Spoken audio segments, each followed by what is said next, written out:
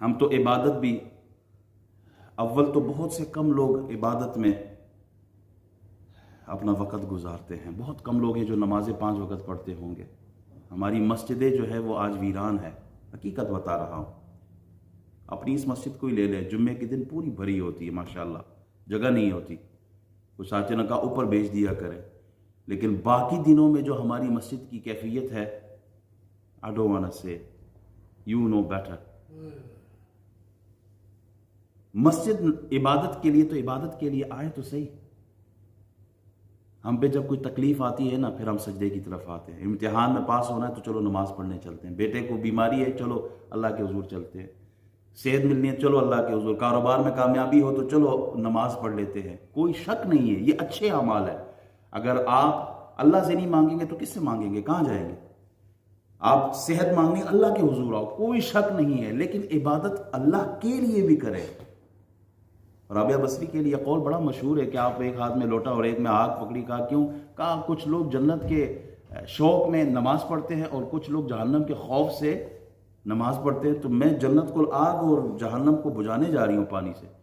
کہا کیوں؟ کہا اللہ کے لیے کیوں نہیں پڑھتے ہیں؟ اللہ کا بھی تو ہم پہ حق ہے، اللہ کے لیے عبادت ہونی چاہیے۔ اگر جس میں کوئی شک نہیں ہے، جو کوئی جنت کی طلب بھی کرتا ہے تو یہ بھی مقبول ہے، محمود ہے، کیونکہ جنت میں اللہ اپنا دیدار کرائے گا۔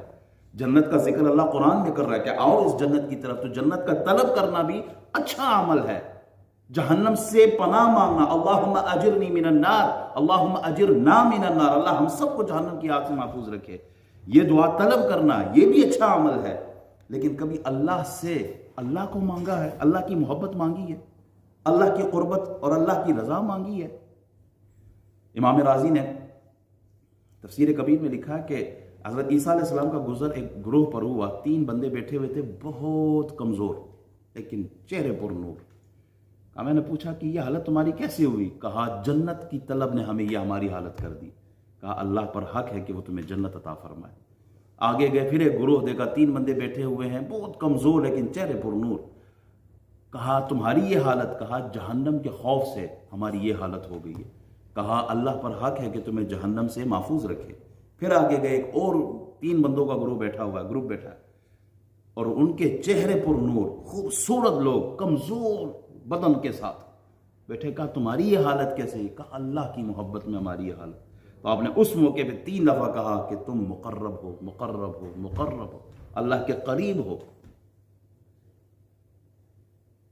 تو اللہ کی عبادت، اللہ کے لیے وقت نکالے، مسجدوں کی طرف آئے، بندگی اختیار کریں۔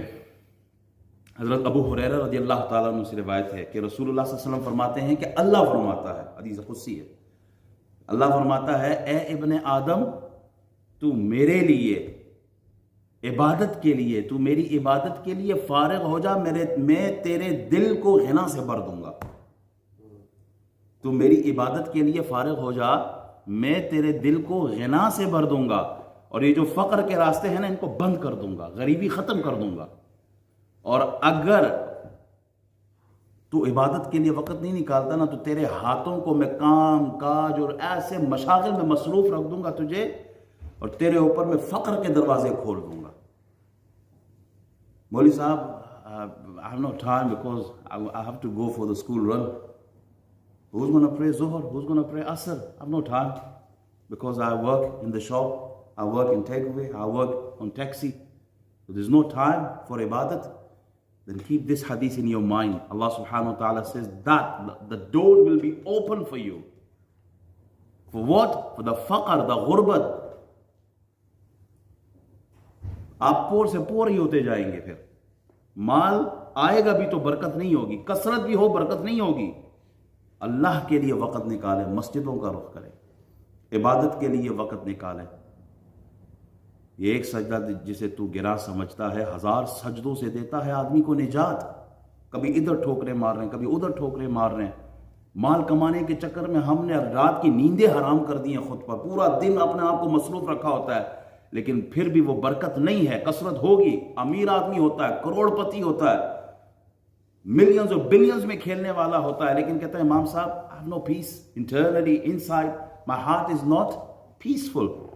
What to do? I have very good house, alhamdulillah, very good car, alhamdulillah, I have my very successful business, but I don't know why I'm feeling so depression. I'm in depression, I'm stressed, I feel tension, but I don't know why. Because you don't pray.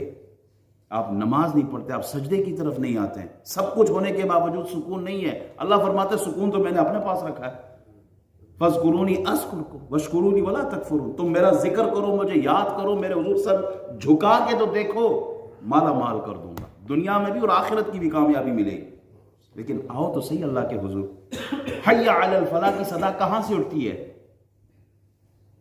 Taxi rank سے آتی ہے, دکانوں سے ہوتی ہے؟ نہیں. حی علی الفلاح from مسجد. آؤ کامیابی کی طرف. Come to the success. Success Allah نے مسجد میں رکھی, ہم اس کا رخ ہی نہیں دیں. جمعے کے جمعے انشاءاللہ مولوی صاحب سے ملاقات ہوگی جمعے والے دن. تو کامیابی اللہ نے یہاں رکھی ہے, آپ آتے ہی نہیں ہیں کامیابی کی طرف. بظاہر کامیابی نظر نہیں آتی, لیکن اللہ نے اس کو اپنے دین میں رکھی ہے, اپنی بندگی میں رکھی ہے کامیابی. نمازوں میں اللہ نے کامیابی رکھی ہے. رزق کا دروازہ کھل جائے گا, اللہ خود گارنٹی دے رہا ہے. وَمَن يَتَّقِ اللَّهَ يَجْعَل لَّهُ مَخْرَجًا وَيَرْزُقْهُ مِنْ حَيْثُ لَا يَحْتَسِبُ وَمَن يَتَوَكَّلْ عَلَى اللَّهِ فَهُوَ حَسْبُهُ. اللہ فرماتے ہیں تم ڈرو مجھ سے, تم عبادتیں کرو, تم آؤ تقویٰ کی طرف, نمازوں کی طرف, سجدوں کی طرف, وہاں سے تمہیں رزق دوں گا جہاں تمہارا گمان بھی نہیں ہوگا کہ یہاں کہاں سے رزق آ گیا. وَمَن يَتَوَكَّلْ عَلَى اللَّهِ, بھروسہ جو اللہ پہ کرتا ہے, فَهُوَ حَسْبُهُ, اللہ فرماتا ہے میں کافی ہوں اس بندے کے لیے. ہمارا بھروسہ ٹیکسی پر ہے, دکان پر ہے, مکان پر ہے, اللہ پر ہم وہ بھروسہ نہیں کرتے جیسا کرنا چاہیے. وما قدر اللہ حق قدری, جیسا قدر ہے, جیسا حق ہے, اس طرح نہیں کر پا رہے. تو مسجدوں کو آباد رکھے, مسجد کی طرف آئے. صرف جمعے والا دن نہیں, جمعے کا دن بابرکت دن ہے, لیکن 5 وقت کی نماز ہم سب پر فرض ہے, اور مسجد میں پڑھنا واجب ہے جماعت کے ساتھ.